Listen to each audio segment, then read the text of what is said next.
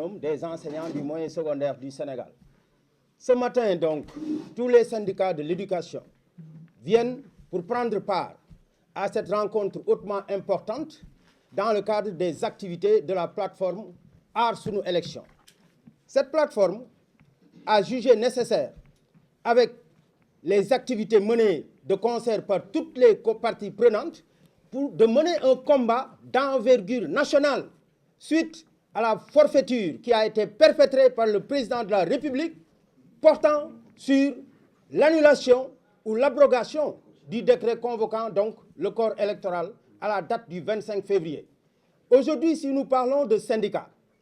d'enseignants, naturellement, nous faisons allusion à la partie la plus importante de la société sénégalaise parce qu'il s'agit naturellement du système éducatif qui n'intéresse pas moins de la moitié de la population sénégalaise. Et c'est cet effet-là que nous sommes là pour dire non à la forfaiture, pour dire non à la violation donc, de la charte fondamentale de notre pays et pour appeler tous les enseignants du Sénégal à la mobilisation pour porter le combat contre donc, cette forfaiture qui n'aura comme conséquence que d'installer notre pays dans une instabilité dont nous ne mesurons point les conséquences. Et c'est pourquoi aussi nous sommes là pour demander à tous les autres syndicats de tous les autres secteurs de comprendre que le combat que nous devons mener n'est pas un combat sectoriel, mais un combat multisectoriel. Parce que la charte fondamentale de ce pays-là n'intéresse pas un seul secteur. Ça intéresse tous les secteurs d'activité. Et donc, nous lançons un appel à la synergie des forces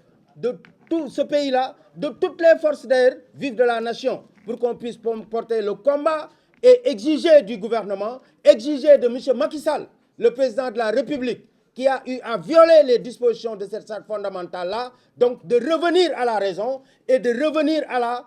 normalité constitutionnelle afin qu'on puisse accepter de dérouler ce que nous appelons le calendrier républicain et qu'on puisse accepter aussi de rester dans la légalité et de respecter les principes de l'état de droit.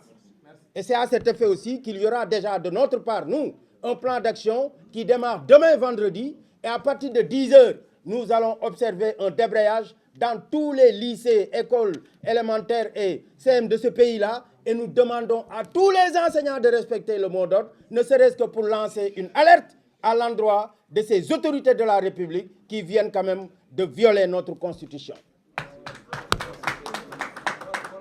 Man le Aladji Malick Youm